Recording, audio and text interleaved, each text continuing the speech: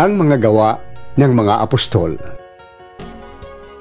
15 kabanata. May ilang taong mula sa Judea na dumating sa Antioquia at nagturo sa mga kapatid. Kapag hindi kayo nagpatuli ayon sa kautusan ni Moises, hindi kayo maliligtas. Maigpit itong sinalungat ni Pablo at Bernabe at naging mainitan ang kanilang pagtatalo. Kaya't napagpasyahang papuntahin sa Jerusalem sina Pablo at Bernabe at ilang pang kapatid na taga-Antioquia upang isangguni sa mga apostol at sa pinuno na iglesia ang suliraning ito. Sinugo nga sila ng iglesia at pagdaan nila sa Phoenicia at Samaria, ibinalita nila roon na marami ng mga hintil ang nahikayat sa pananampalataya. Ito'y labis na ikinagalak ng mga kapatid. Pagdating nila sa Jerusalem, malugod silang tinanggap ng mga apostol, ng mga pinuno at ng buong iglesia at isinalaysay nila ang lahat ng ginawa ng Diyos sa pamamagitan nila. Tumindig naman ang ilang mananampalatayang kabilang sa pangkat ng mga Pariseo at kanilang sinabi, kailangang magpatuloy ang mga hintil na sumasampalataya at utusang tumupad sa kautusan ni Moises. Nagpulong ang mga apostol at ang matatandang namumuno sa iglesia upang pag-aralan ang suliraning ito. Pagkatapos ng mahabang pagtatalo, tumindig si Pedro at nagsalita. Mga kapatid, nalalaman ninyo na noong mga nakaraang araw, hinirang ako ng Diyos upang mangaral ng magandang balita sa mga hintil, at sila naman ay sumampalataya. Ang Diyos na nakakasaliksik ng puso ang nagpatotoo, na sila'y tinatanggap din niyang tulad natin, nang ipagkaloob niya sa kanila ang Espiritu Santo. Iisa ang pagtingin ng Diyos sa kanila at sa atin. Nilinis din niya ang kanilang puso sapagkat sila'y nanalig kay Hesukristo. Bakit ba marunong pa kayo sa Diyos? Bakit ninyo iniaatang sa mga mananampalataya ang isang pasaning hindi na kayang dalhin ng ating mga ninuno at hindi rin natin kayang pasanin? Sumampalataya tayo at naligtas sa pamamagitan ng kagandahang loob ng Panginoong Hesus. Gayon din naman sila. Tumahimik ang buong kapulungan at nakinig sila habang isinasalaysay ni Bernabe at Pablo ang mga himalang ginawa ng Diyos sa mga hintil sa pamamagitan nila. Pagkatapos, si Santiago naman ang nagsalita. Mga kapatid, makinig kayo sa akin. Katatapos pa lamang isalaysay ni Simon ang unang pagkatawag ng Diyos sa mga hintil upang sila rin ay maging bayan niya. Ayon sa ipinahayag ng mga propeta, pagkatapos nito ay babalik ako at muli kong itatayo ang bumagsak na tahanan ni David.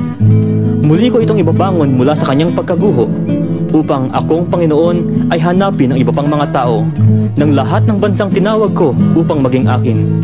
Ganoon ang sinabi ng Panginoon na nagpahayag ng mga bagay na ito mula pa noong una. Kaya't ang pasya ko'y huwag nating gawing mahirap para sa mga hintil ang paglapit sa Diyos. Sa halip, sulatan natin sila at sabihang huwag kumain ng anumang inihandog sa Diyos-Diyosan, huwag makikiapid, at huwag kakain ng dugo at ng hayop na binigti. Sapagkat mula pa noong unang panahon, ang kautusan ni Moises ay binabasa na sa mga sinagoga tuwing araw ng pamamahinga, at ang aral niya ay itinuturo sa bawat bayan. Kaya't minabuti ng mga apostol, ng mga pinuno ng iglesia at ng buong iglesia na pumili ng ilan sa kanila upang suguin sa Antioquia kasama ni Pablo at Bernabe. Ang mga napili nila ay si Silas at si Judas na tinatawag na Barsabas, mga lalaking iginagalang ng mga kapatid. Ipinadala nila ang sulat na ganito ang nilalaman. Kaming mga apostol at pinuno ng iglesia ay bumabati sa mga mananampalatayang hentil sa Antioquia, sa Syria at sa Cilicia. Nabalitaan naming ginugulo kayo ng ilang kasamahang galing dito kahit na hindi namin sila inutusan, at binabagabag nila kayo sa pamamagitan ng kanilang itinuturo, kaya't napagkaisahan namin magpadala sa inyo ng mga sugo. Kasama sila ng ating minamahal na sina Bernabe at Pablo, mga taong hindi nagkatubiling itaya ang kanilang buhay sa paglilingkod sa ating Panginoong Hesukristo. Sinugo namin sa inyo sina Judas at Silas upang ipaliwanag ang sinasabi sa sulat na ito. Sa patnubay ng Espiritu Santo, ipinasya naming huwag na kayong atangan ng iba pang pasanin maliban sa mga bagay na talagang kailangan. Huwag kayong kakain ng anumang inihandog sa mga Diyos-Diyosan, ng dugo at ng hayop na binigti, huwag kayong makikiapid. Layuan ninyo ang mga yan at mapapabuti kayo. Paalam.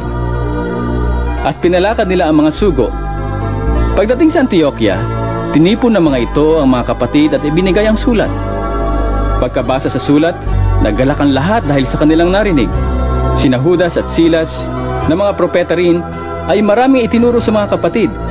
At ito'y nagpalakas ng kanilang loob at nagpatibay ng kanilang pananampalataya. Ang dalawa'y tumigil doon ng kaunting panahon. At pagkatapos, sila'y pinabalik na taglay ang pagbati ng mga kapatid para sa mga nagsugo sa kanila. Nanatili sina Pablo at Bernabe sa Antioquia, at kasama ng marami pang iba, sila'y nagturo at nangaral ang salita ng Panginoon. Makalipas ang ilang araw, sinabi ni Pablo kay Bernabe, Balikan natin at dalawin ang mga kapatid sa mga bayan kung saan tayo nangaral ng salita ng Panginoon. At tingnan natin kung anong kalagayan nila. Ibig ni Bernabe na isama si Juan na tinatawag ding Marcos. Ngunit ayaw ni Pablo, sapagkat hindi ito nagpatuloy na sumama sa kanilang gawain, kundi humiwalay sa kanila sa Panfilia. Nagkaroon sila ng mainitang pagtatalo kaya't naghiwalay sila. Isinama ni Bernabe si Marcos at naglayag sila papuntang Chipre. Isinama naman ni Pablo si Silas at sila ay umalis.